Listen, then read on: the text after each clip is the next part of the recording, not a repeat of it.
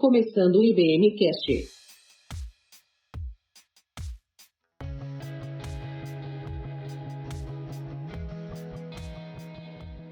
Olá, meus irmãos e minhas irmãs da IBM, sejam muito bem-vindos ao podcast da nossa igreja. Você que não faz parte da IBM, mas seja bem-vindo também, sinta-se assim abraçado por nós. E é com um carinho muito grande que a gente te recebe aqui. Hoje nós estaremos, na nossa lição, falando sobre o relacionamento conjugal. Então eu convido você para estarmos juntos nessa. E eu, Eric, quero compartilhar uma coisa que tem no meu coração sobre esse tema, principalmente em relação à mulher nessa relação dentro do casamento e também ao homem. Então convido você a ficar até o final nesse podcast aí e conferir.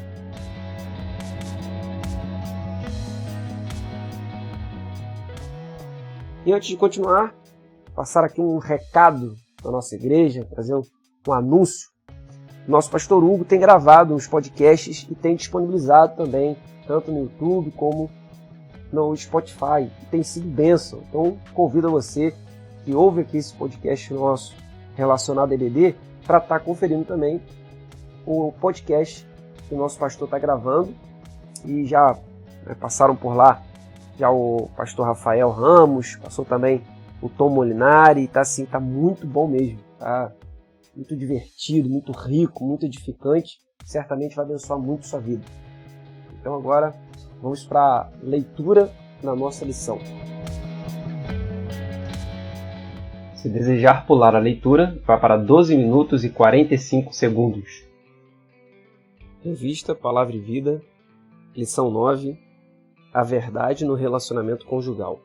Texto base, 1 Pedro 3, de 1 a 7. A temática do relacionamento está presente nos versos de 1 a 14. No entanto, enfatizaremos nesta lição os versos de 1 a 7 que falam do relacionamento matrimonial, tratado com especial destaque pelo apóstolo Pedro.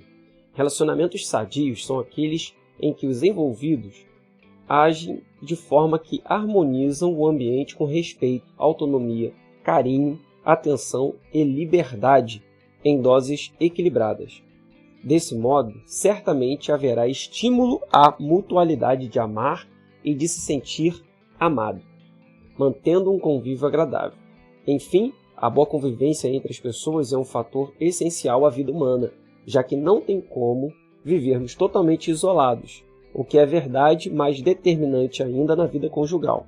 Se, porventura, você não for casado ou casada, aqui está uma ótima oportunidade para aprender antecipadamente como se relacionar com seu futuro cônjuge.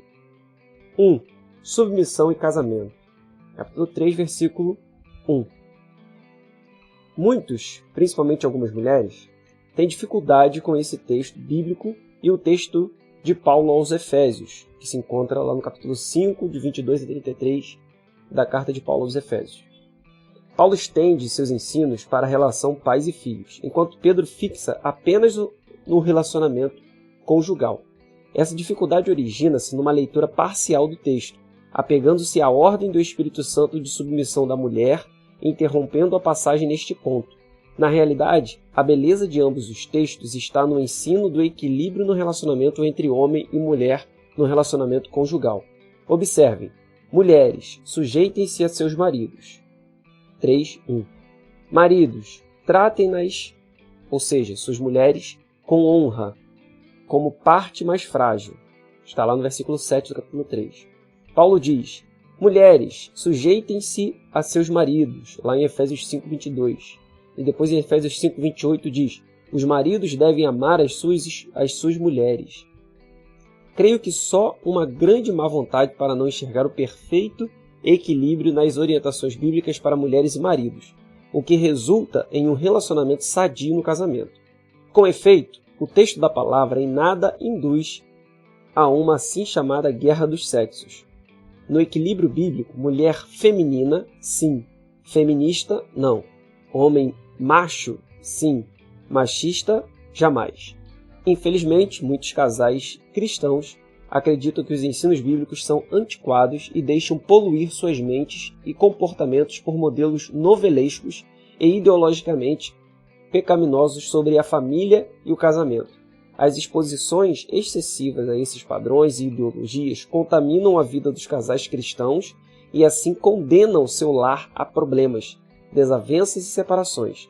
Mas se os cônjuges imitarem Jesus Cristo em sua submissão e obediência em seu desejo de servir a outros, seu lar terá vitória e alegria. 2. Responsabilidades da esposa na construção de um casamento saudável. Capítulo 3, versos de 1 a 6. Pedro apresenta 3 motivos pelos quais uma esposa cristã deve ser submissa ao seu marido, mesmo quando este não é um cristão. Primeiro, a submissão é uma ordem de Deus. Versículo 1. Em sua sabedoria, o Senhor estabeleceu a melhor arrumação para um casamento ser abençoado. A submissão não é uma estratificação de autoridade nem de valor intrínseco menor da mulher em relação ao homem. É verdade repetida que a sujeição da esposa não significa que ela seja inferior ao marido, pois, no próprio verso 7, o apóstolo deixa claro que o marido e a esposa são co-herdeiros do dom da graça da vida. Homem e a mulher foram feitos pelo mesmo Criador e da mesma matéria-prima. Ambos foram criados à imagem de Deus. O domínio sobre a criação foi dado ao casal, Gênesis 1:28, e em Jesus Cristo, os cônjuges cristãos são um, Gálatas 3:28. Em segundo lugar, a submissão é uma oportunidade de conquistar o marido não crente. É preciso lembrar que este argumento é uma possibilidade, não uma promessa. Não há necessidade de se casar com alguém para evangelizá-lo. É preciso cuidado com o jugo desigual. A expressão sem palavras, no verso 2, deve ser entendida com sem conversa, sem muito falatório. A esposa poderá ganhar seu esposo para Cristo pelo seu caráter e por atitudes como compreensão, amor, bondade e paciência. Em terceiro lugar, a submissão é um adorno na vida da mulher. Versos 3 a 6. A palavra grega para adorno é cosmos, que dá origem à palavra mundo, universo, mas também pode ser traduzida por ornamento, decoração, adorno. A advertência às esposas cristãs é de não dedicarem toda a sua atenção aos enfeites exteriores, mas sim ao caráter interior. Não significa que a esposa não deva se cuidar nem acompanhar a moda, apenas que não deve se preocupar excessivamente com modismos só para não ficar por fora. O que existe aqui é uma relação de prioridades, não de proibição a usar brincos, colares, roupas da moda, etc. O charme e a beleza das joias são artificiais exteriores. A beleza interior, não. Esta é permanente e duradoura. Alguns cristãos querem ver nesses versos uma espécie de catálogo de vestimentas e enfeites proibitivos às mulheres cristãs. Tal ideia não se sustenta sob nenhum argumento, principalmente para justificar extremismos. Não há justificativa no texto para desleixo pela aparência como uma marca de santidade superior. Santidade está no comportamento quanto à sua atitude, no vestir e na submissão a seus maridos, a exemplo de Sara, cujas filhas espirituais devem seguir o exemplo. 3. Responsabilidades do esposo na construção de um casamento saudável. Capítulo 3, verso 7. Aos maridos, o apóstolo faz algumas exortações de caráter muito sério, que todos os esposos precisam considerar. Primeiramente, ele exorta os esposos a serem sábios no relacionamento. Essa palavra significa inteligência, entendimento, conhecimento adquirido pela experiência pessoal em um relacionamento direto. É impressionante como duas pessoas casadas podem viver juntas por longo tempo sem se conhecerem de verdade. A ignorância é perigosa em qualquer área da vida, mas especialmente no casamento. O marido cristão precisa conhecer as variações de humor, sentimentos, medos e esperanças da esposa. Precisa ouvir com o coração e se comunicar de maneira correta com ela. É compreender que a esposa é diferente, física, emocional e mesmo espiritualmente age e reage diferente. Em segundo lugar, o esposo é chamado ao convívio com a esposa e, consequentemente, no lar, com os filhos. O marido deve reservar tempo para ficar em casa com a esposa e os filhos, pois a ausência da figura masculina traz sérias lacunas na formação dos filhos. A palavra convívio é mais do que compartilhar o mesmo espaço físico. A ideia é coabitar, incluindo a vivência doméstica e a relação sexual de marido e mulher. É a relação física, emocional e espiritual, ainda mais se o esposo for cristão, criando um ambiente de harmonia e segurança dentro do lar. Em terceiro lugar, o esposo é ordenado a tratar a mulher com honra, palavra que no grego tem o sentido de algo que tem valor aos olhos de quem vê, dando a ideia de que o esposo traz equilíbrio ao emocional de sua esposa ao tratá-la com consideração e cavalheirismo. Abre aspas, como parte, abre parênteses, ou vaso, fecha parênteses, mais frágil, fecha aspas. Não significa em termos mentais, morais ou espirituais, mas sim em termos físicos. Com algumas exceções, o homem é fisicamente mais forte, portanto, o marido deve tratar a esposa como um vaso caro, belo e frágil, que contém um tesouro precioso. Em quarto lugar, o esposo precisa ser o líder espiritual do lar, ao que, infelizmente, muitos se esquecem desse aspecto de sua liderança.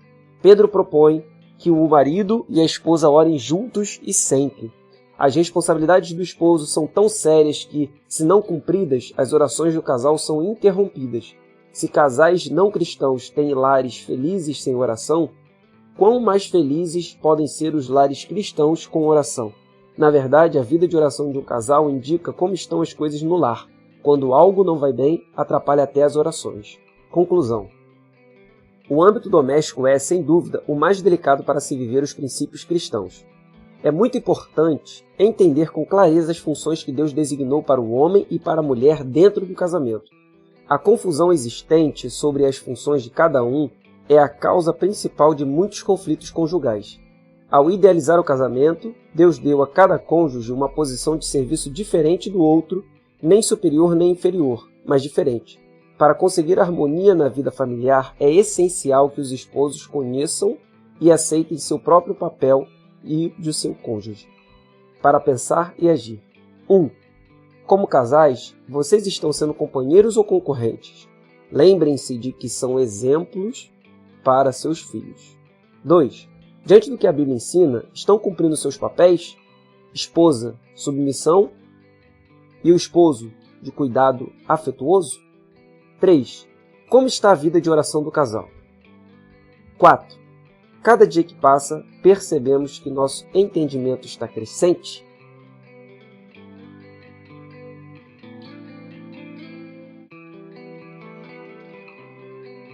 Como vimos na leitura aqui da nossa lição 9, a verdade no relacionamento conjugal, nós temos um caminho traçado, né, pelo autor da lição, que vai colocar no primeiro tópico submissão e casamento saudável, e depois ele faz uma separação entre os sexos, né, primeiro falando a respeito da responsabilidade da esposa na construção de um casamento saudável e depois da responsabilidade do esposo na construção de um casamento saudável.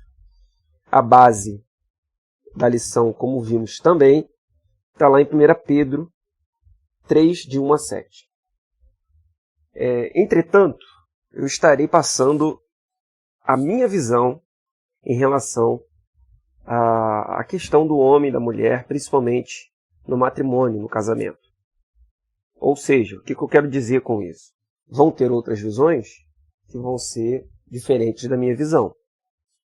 E vão ter também algumas pessoas que vão pensar e defender o modo como eu vou apresentar aqui a cada um de vocês. Mas é o que eu creio, e por isso eu vou estar compartilhando nessa lição, principalmente, né, quando a gente fala a respeito da mulher. Vamos lá então, vamos para o texto, depois a gente começa a pontuar algumas coisas interessantes aqui para essa nossa conversa.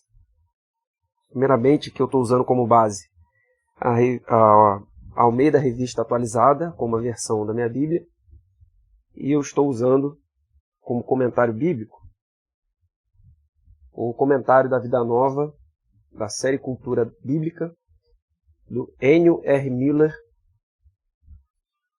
sobre a carta de 1 Pedro. É um comentário muito bom, inclusive essa série Cultura Bíblica da Vida Nova tem tanto comentários do Antigo Testamento como também do Novo Testamento.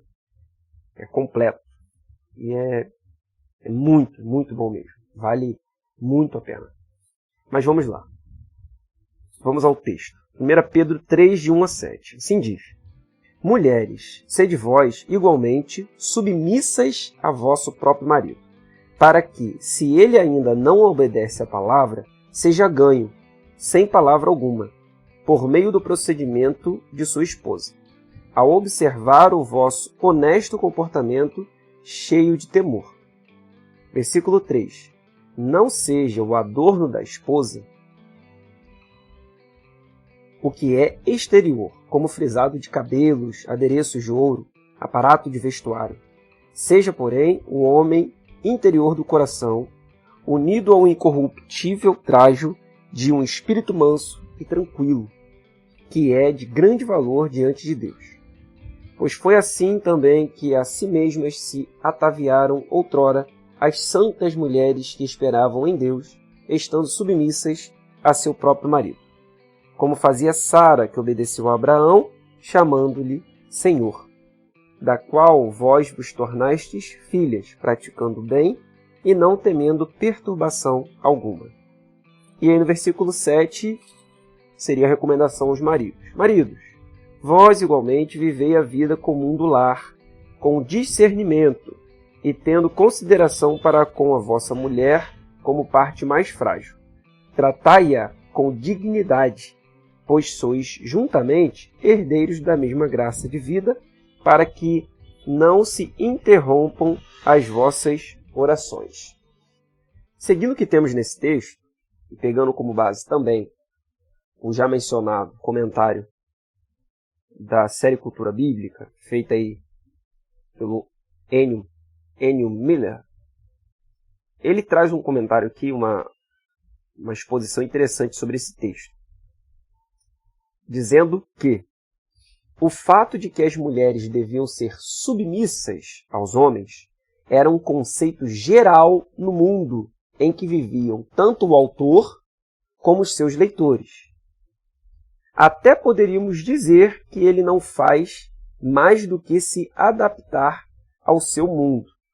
E aí depois ele continua falando aqui, citando o exemplo da comparação que o autor, no caso Pedro, faz com Sara, como um exemplo do Antigo Testamento, citando também outras santas mulheres de outrora.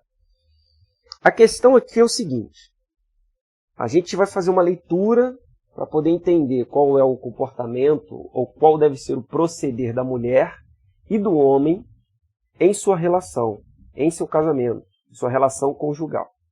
E aí, como base, a gente usa os textos que são diretos sobre isso.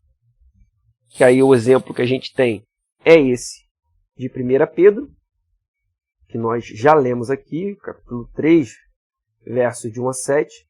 E nós temos também o exemplo que o autor utiliza no primeiro tópico, que é o de Efésios 5, em que o apóstolo Paulo, né, diferente de Pedro, não Pedro, mas o apóstolo Paulo, vai dizer a mesma coisa, em outras palavras. Vai dizer: mulheres, sujeitem-se a seus maridos. Maridos devem amar as suas mulheres. O que a gente observa aqui? E o que, como eu falei, o que eu entendo a partir dos textos bíblicos, a partir do modo correto que a gente deve fazer uma exegese bíblica, uma interpretação do texto bíblico. Por quê? Não dá para a gente ignorar, principalmente quando a gente está aí mexendo com epístolas ou cartas do Novo Testamento, não dá para a gente ignorar o autor, não dá para a gente ignorar os destinatários, ou seja, quem está recebendo essa carta, ou o público-alvo dessa carta, e não dá para a gente ignorar o contexto no qual essa carta está sendo escrita.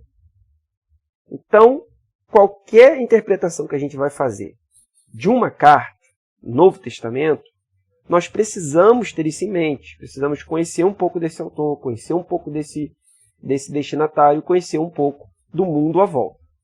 Como aqui, bem, o comentarista Miller coloca, essa realidade de que as mulheres eram submissas aos homens era algo comum, era algo geral no mundo da época. Ou seja, o contexto ali, a forma como a vida acontecia, era dessa forma. As mulheres eram submissas aos homens. E aí, submissas, em qual sentido? Submissas, né? Utilizando mesmo desse poder da palavra, desse significado da palavra. As mulheres eram privadas de certas coisas, elas não tinham liberdade, uma liberdade de ir e vir, liberdade de conversar com quem quisesse. Se uma mulher naquela época, aí no primeiro século da nossa era cristã, se uma mulher quisesse ir para algum lugar e tal, ela deveria, comprar alguma coisa. Ela deveria sair, né, coberta, comprar aquilo que tinha para comprar e depois retornar à sua casa. Ela não poderia parar no meio do caminho e conversar com alguém. Muito menos, não podia em que sentido, Eric? Era proibido, ia ser presa? Não. Não podia que isso poderia ser considerado uma coisa vergonhosa para ela. Uma coisa inapropriada. Ela ficar de conversa na rua. Por exemplo, se ela parasse para conversar com um homem, isso seria um absurdo. Um homem conversando com uma mulher aí na rua, principalmente uma mulher, né, casada. Então a gente tem essa realidade. A gente tem esse convívio ali.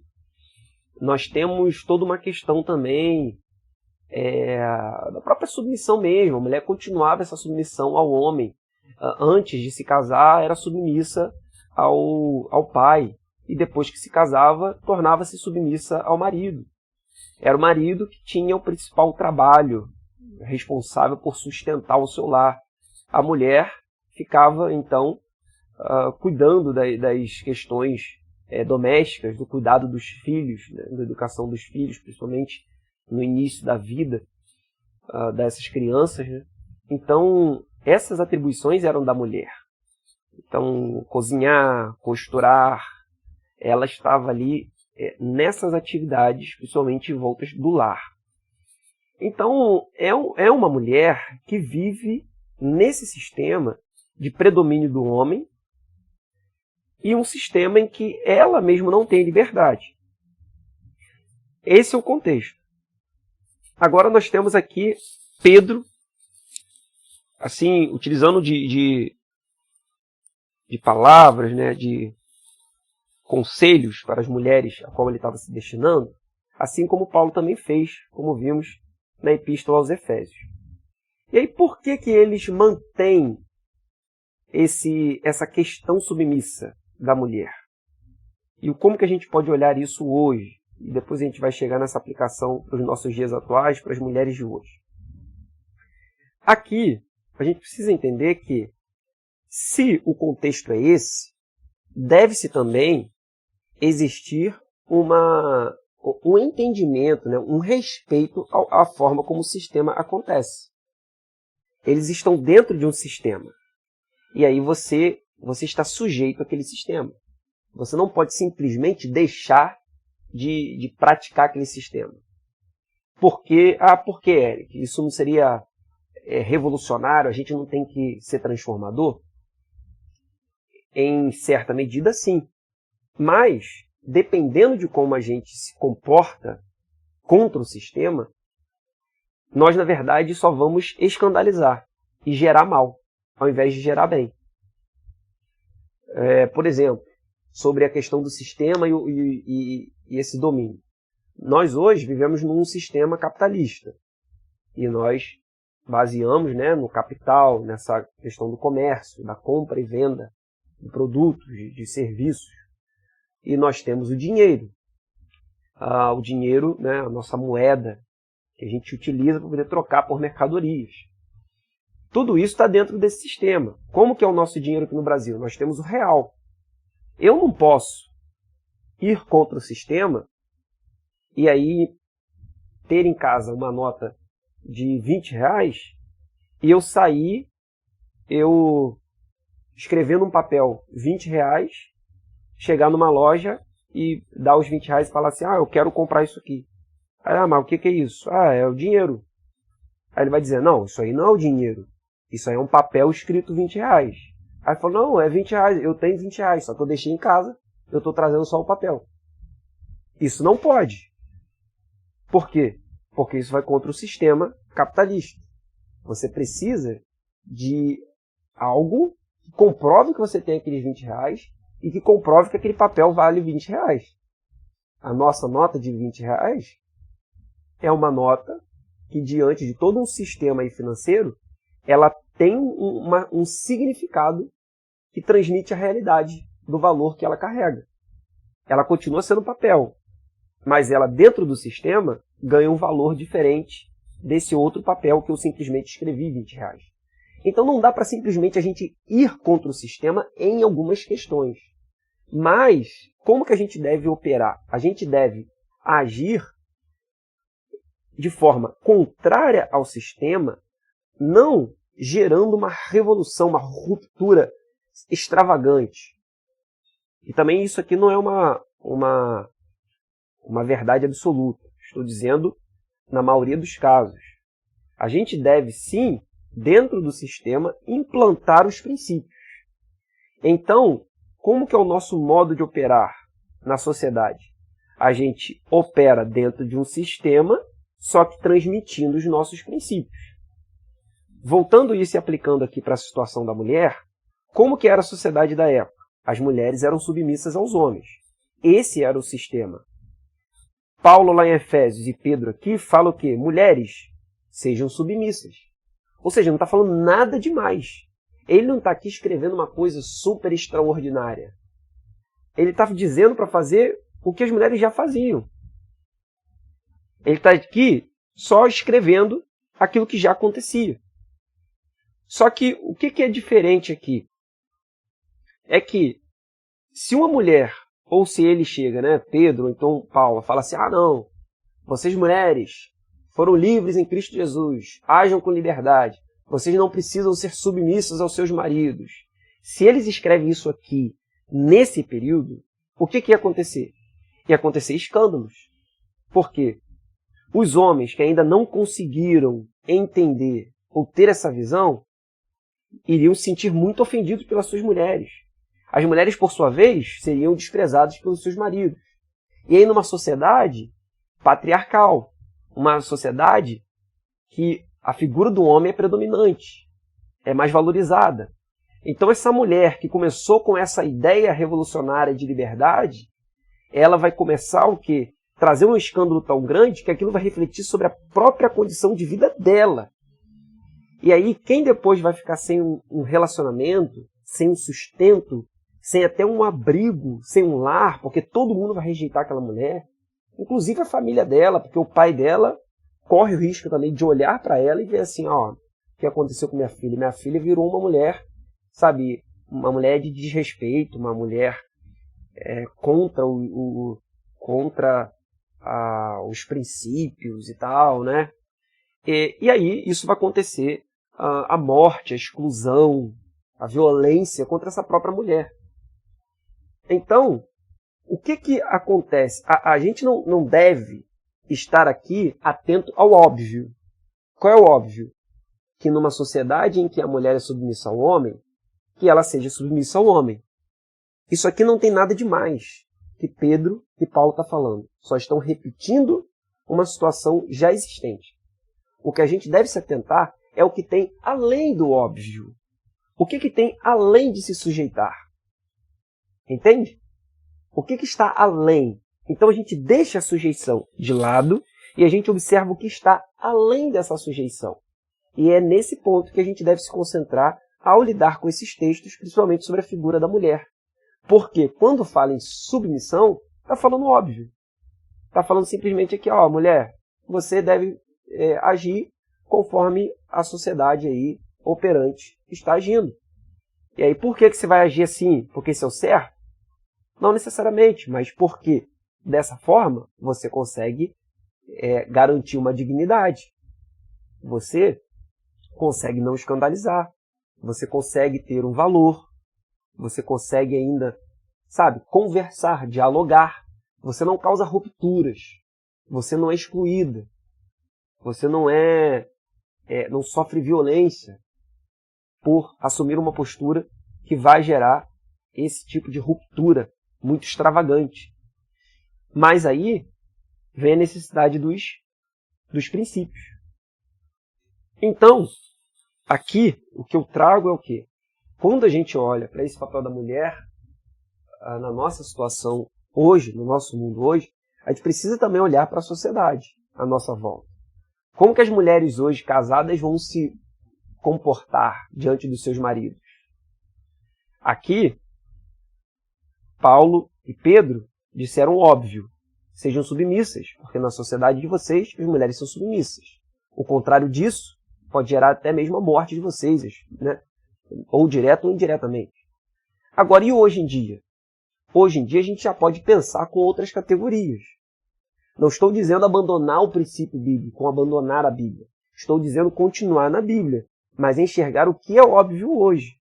O que se pode fazer hoje. Hoje a mulher, ela, ao decorrer de toda uma luta histórica, ela consegue ter mais espaço na sociedade. Hoje a mulher consegue trabalhar e ter desse trabalho um sustento para um lar inteiro. Hoje uma mulher sozinha, ela consegue trabalhar e cuidar de uma criança, sustentar uma criança financeiramente. Hoje uma mulher sozinha consegue não só sustentar uma criança, isso imaginando uma mãe solo, mas ela consegue ser também a única a trabalhar dentro de um ciclo, né? Dentro de uma organização familiar, imaginando aí a casa aí de um homem, uma mulher e os filhos. Se só aquela mulher trabalha, dependendo, né, da renda dela, e o esposo não, ela consegue sustentar sua casa. O que eu quero dizer? Que a nossa sociedade hoje permite outras configurações. Então, essa sujeição que estava atrelada ao contexto da época, hoje pode sim ser repensada. Hoje nós podemos sim olhar para ela de uma forma, sabe, deixando ela mais de lado. Deixando essa submissão feminina diante do homem, da figura masculina, mais de lado. E aí você fala, Eric, mas isso é uma coisa muito absurda, a Bíblia está falando. Eu estou explicando aqui, estou transmitindo a vocês essa percepção. A Bíblia está transmitindo, sim, isso aqui é algo que aconteceu dentro de um tempo. Agora, a gente tem que ter, no mínimo, de uma sabedoria para lidar com o texto. No mínimo de uma sabedoria para poder entender que existe um contexto. Que aqui Pedro não está escrevendo uma carta, botando dentro de uma garrafa e mandando e falando assim, ó, Igreja Batista do Mutondo, Igreja Batista, sei lá onde, Igreja Metodista, Igreja Congregacional. Essa carta aqui é para você, no ano de 2022, depois de Cristo. Não está acontecendo isso. A gente recebe indiretamente. E aí nós temos o Espírito Santo de Deus que nos ajuda na interpretação, na absorção da verdade do princípio bíblico que está contido nestes textos. Então, isso não seria um desrespeito ao texto. Muito pelo contrário, isso seria um respeito ao texto, considerando que ele foi escrito dentro de um contexto. Então, hoje nós podemos, sabe, deixar um pouco de lado essa questão submissa. Se você olhar aqui o autor da nossa lição, ele mantém a questão submissa. Ele fala sobre a submissão. No final, quando ele termina, ele fala que as mulheres continuem mantendo seus papéis de submissas. Só que, ao mesmo tempo, ele começa a introdução dele da lição, ele diz o seguinte: relacionamentos sadios são aqueles em que os envolvidos agem de forma que harmonizam o ambiente com respeito, autonomia, carinho, atenção e liberdade, em doses equilibradas. Ou seja, ou é submissão ou é liberdade. Entende? Ou você tem uma esposa que é submissa ao marido, ou você tem uma questão de liberdade. Então, o que acontece hoje é que muitos já enxergam que uma submissão exagerada, uma submissão mesmo, como acontecia nesses tempos aqui, onde o texto bíblico foi escrito, essa submissão não cabe hoje em dia. Então, tenta manter as duas coisas. Só que abandonar essa questão não é abandonar o que a Bíblia está falando. Até porque a gente precisa entender o que ela está transmitindo para a gente. Então, quando a gente olha para a figura da mulher hoje, para o papel da mulher num relacionamento conjugal, a gente não precisa ficar sustentando o homem como esse cabeça da casa. Sabe, homens e mulheres são sacerdotes. O próprio Pedro aqui, no versículo 7, e aí é o que a gente está falando. Se atentem não ao óbvio. Se atente ao que está além. Se atente aos princípios revelados. O óbvio é fazer o que o sistema ali operante está mandando. Mulheres sejam submissas aos homens. Mas o que... Não, Pedro, não, isso aí a gente já sabe. Mas o que é mais? E aí o versículo 7, no finalzinho, depois que ele fala dos homens. Tratai-o com dignidade, porque sois juntamente herdeiros da mesma graça de vida, para que não se interrompam as vossas orações. Um outro exemplo disso é só a gente olhar os textos da criação entre o homem, do homem e da mulher, de Gênesis 1 e 2. Ali claramente a gente vê a igualdade entre os dois, sabe? É o façamos, o homem e a mulher. É quando a imagem de Deus é o homem e a mulher. A gente olha ali uma igualdade, não tem uma diferença. A mulher não é colocada em uma posição inferior. Quando que isso acontece, Eric? Nós podemos entender que isso entra na história do homem e da mulher, do relacionamento, através das consequências do pecado. Que aí, por consequência do pecado, nós vemos ali, dentre a maldição da terra, da serpente, nós vemos ali a mulher sendo sujeita ao homem. Então percebe que esse sistema dominante, ele é muito mais fruto do pecado, da vida decaída, do que do plano original de Deus, que tinha colocado homem e mulher como imagens de Deus. Quando em Gênesis 5 vai chamar os dois de Adão, de humanidade. Então existia essa igualdade linda ali, essa harmonia no início de tudo. Só que isso se corrompe com o pecado. Então aqui, Pedro e também Paulo, eles entendem que nós vivemos num mundo onde você tem ainda consequências desse pecado. Onde você tem sistemas que operam segundo uma lógica de pecado, uma lógica decaída. E aí a mulher é sujeita ao homem, assim como consequência do pecado. Só que cabe a ter uma percepção aí de que nós podemos em Cristo ter esse olhar de valor uns para com os outros, da submissão de não ser apenas da mulher para com o homem, mas também do homem para com a mulher. Uma submissão mútua. Sujeitai-vos uns aos outros.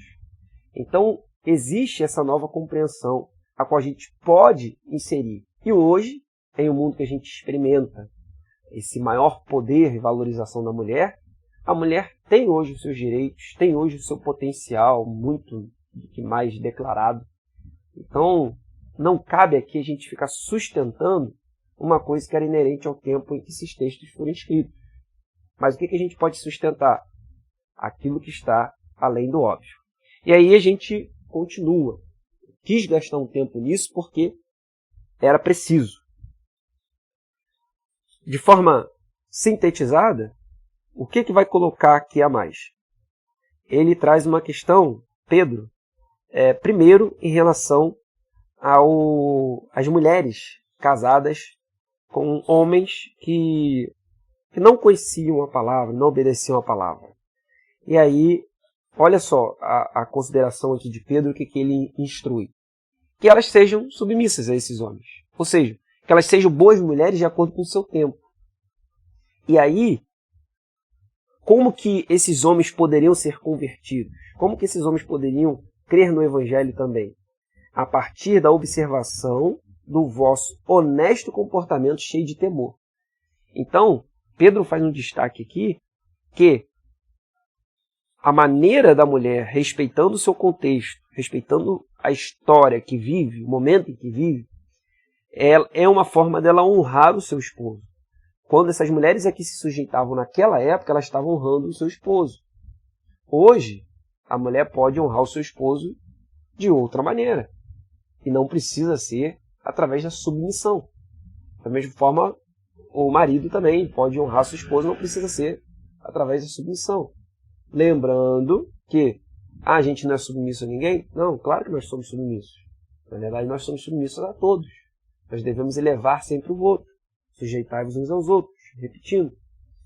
E aí ele tem uma breve palavra aqui também, versículo 3 e 4, a respeito dos adornos, dos enfeites da mulher. E aqui, trazendo uma palavra breve, e até para encerrar nossa conversa aqui, a exposição que eu trago a respeito dessa lição. O texto aqui, Pedro, ele faz esse clamor para que a mulher ela valorize mais aquilo que diz respeito ao seu íntimo, à sua pessoa interior. Valorizando isso mais do que a sua pessoa exterior. E aí, uma palavra, né, às mulheres, que a questão aqui não é julgar a maquiagem, julgar que eu digo condenar, né, ou dizer que é algo errado. A questão não é, também Pedro também não havia necessariamente esse desejo dele de condenar isso, de dizer que a mulher não deve fazer penteados, que ela não deve usar adornos, não deve usar colares, não deve usar joias. A questão não é essa. Então qual é a questão? A questão é esses exageros. A questão é a dependência. E aqui eu trago sobre as mulheres e sobre a vaidade feminina, cuidado com os exageros. Isso pode acontecer também com o homem.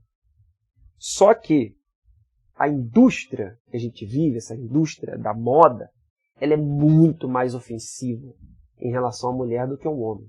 Porque o homem ainda tem uma resistência. Então o homem, aos poucos, ele está começando a ser cativado por essa indústria, mas ainda é muito pouco. A mulher, ela já está muito mais tempo sendo atacada por isso. Então é difícil para ela abandonar essa opressão que sofre. E aí a gente vê o quê? Muitas vezes, essa dependência desses adornos. E isso que é perigoso, sabe? Você, mulher, você ser dependente desses adornos. Por exemplo, chegar a um ponto de você não conseguir mais se ver como bela se você não tiver uma maquiagem adequada, sabe? Se você não conseguiu, né, fazer o seu preparo no seu cabelo como você gosta.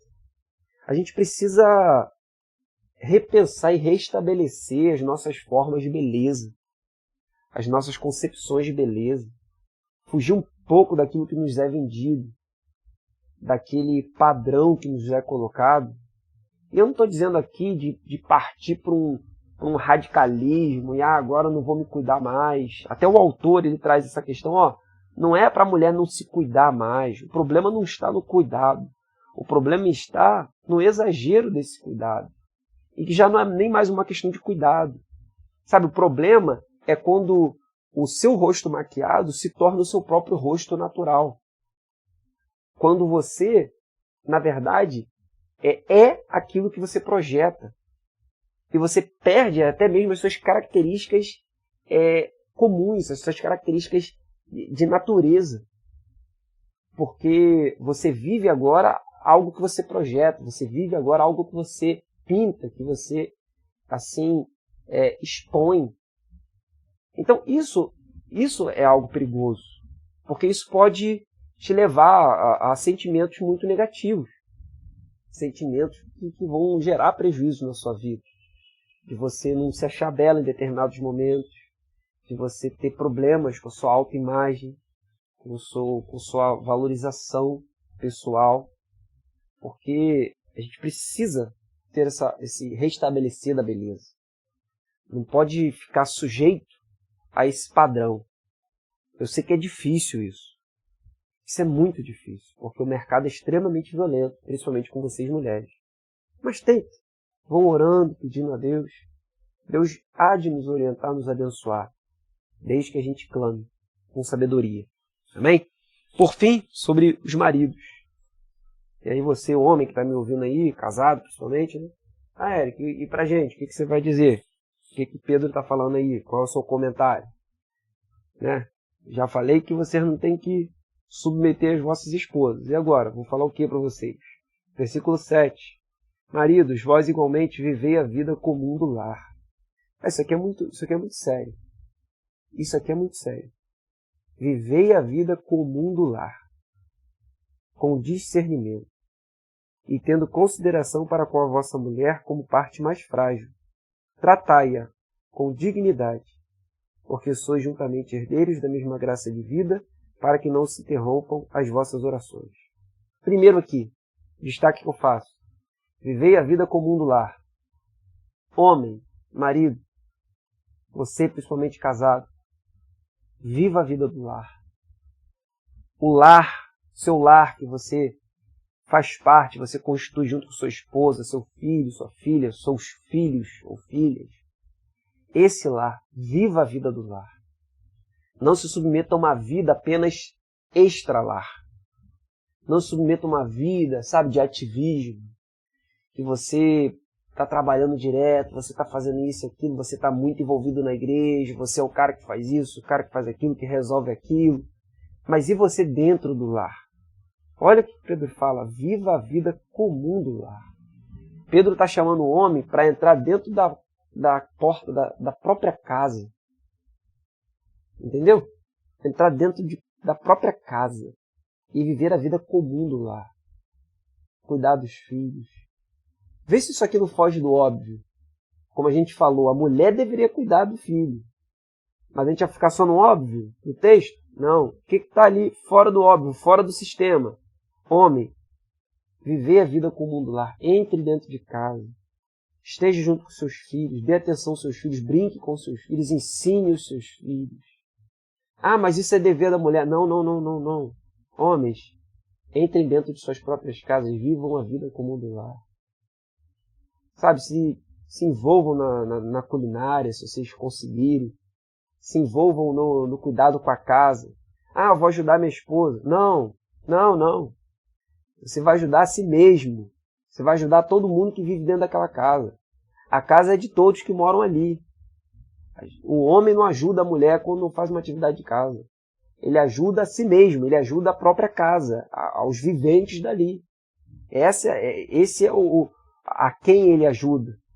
Então, viva essa vida. Dê atenção à sua esposa. Aí depois ele fala com discernimento, com sabedoria. E aí, ele chega numa questão aqui, ó, tendo em consideração a mulher como a parte mais frágil. Aqui, os dois comentários que a gente tem trazem essa questão da mulher mais frágil no sentido mesmo físico.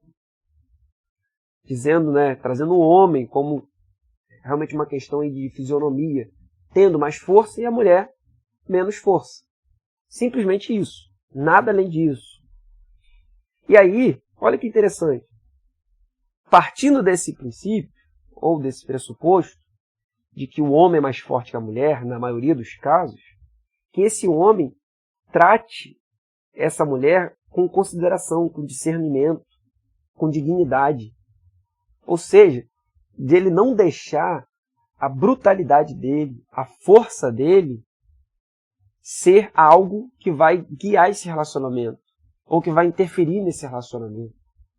Dele conseguir entender que, na maioria das vezes, na maioria dos casos, que a mulher fisicamente é mais frágil que ele, é mais fraca. E que ele não pode agir com ela como agiria talvez com outro homem. Sabe, as brincadeiras que se faz, a forma mesmo como que se dá, sabe, a forma de se portar. E aí quando ele fala da dignidade, é de olhar e trazer para essa mulher um valor. Sabe, ela é valiosa, ela é valorosa, ela é uma rainha dentro desse lar. É trazer essa mulher honra, que ela se sinta ali honrada, que ela se sinta com dignidade dentro do seu lar. Veja se isso aqui não foge do óbvio, olha que coisa maravilhosa. E aí, por fim, ele coloca, né, que é a síntese do relacionamento homem e mulher. herdeiros da mesma graça de vida, para que não se interrompam as vossas orações. Vocês são herdeiros da mesma graça de vida. Vocês compartilham dessa mesma experiência maravilhosa da graça de Deus. Então, sei que eu delonguei bastante nessas questões, mas eu precisava conversar e compartilhar com vocês sobre esse pensamento. E volto a dizer, né? Isso aqui, Eric, eu estou falando com vocês. Existem outras visões, mas é aqui eu estou apresentando o que eu acredito que vai abençoar as vossas vidas. Entretanto, antes de encerrar, só lembrando, né? Isso não quer dizer que a casa de vocês não possa ter um líder, homem ou mulher. Entendeu? Ou seja, é interessante termos uma pessoa que seja ali em comum acordo, uma pessoa que vai estar mais à frente, que vai tomar mais decisões, assumir mais responsabilidades. Isso é natural, alguém precisa. Vai chegar uma hora que alguém vai precisar assinar alguma coisa. Uma hora que alguém vai precisar tomar uma decisão em nome dos dois. Mas é interessante que isso tudo sempre esteja bem conversado ali dentro do diálogo. Então, a gente pode sim ter um líder dentro dessa casa. Pode ser a mulher também. Talvez a mulher seja dentro desse casal, dentro desse casamento, a quem tem mais proatividade, mais sabedoria para tomar essas decisões. Ou pode ser um homem. Mas aí já não é uma questão de submissão. Aqui é uma questão de quem vai representar aquele grupo. Entende? E aí fica esse último conselho. Então, era isso que eu gostaria de compartilhar com vocês sobre esse tema. E agradecer por cada um de vocês que estiveram presentes aí, conseguiram ficar até o final. Que Deus abençoe sua vida grandiosamente. É com um carinho muito grande que eu me dedico nesse podcast, para poder estar compartilhando com vocês algo que seja realmente bom para a vida de vocês. E eu peço do fundo do meu coração que Deus abençoe os lares de vocês, abençoe as famílias de vocês, abençoe você, mulher, como esposa, e você, homem, como esposo. Que Deus abençoe a vida de vocês grandiosamente, nesse casamento, para que vocês venham ter essa mesma relação que houve lá na criação do mundo, quando Deus olhou para os dois e viu que os dois se completavam, que os dois eram tão iguais, que eles se completavam, sabe, se tornavam uma só carne, que os dois eram imagem de Deus, que os dois foram feitos por Deus, a sua imagem e semelhança. Ali estava a graça, e essa graça se repete em Cristo, porque homem e mulher também recebem da salvação de Deus e do poder e da presença do derramar do Espírito Santo de Deus em suas vidas. Que venhamos resgatar esses valores de igualdade, como Gálatas 3:28, Paulo vai dizer, nem homem nem mulher, somos todos iguais em Cristo. Que Deus abençoe sua vida grandiosamente. Um grande abraço.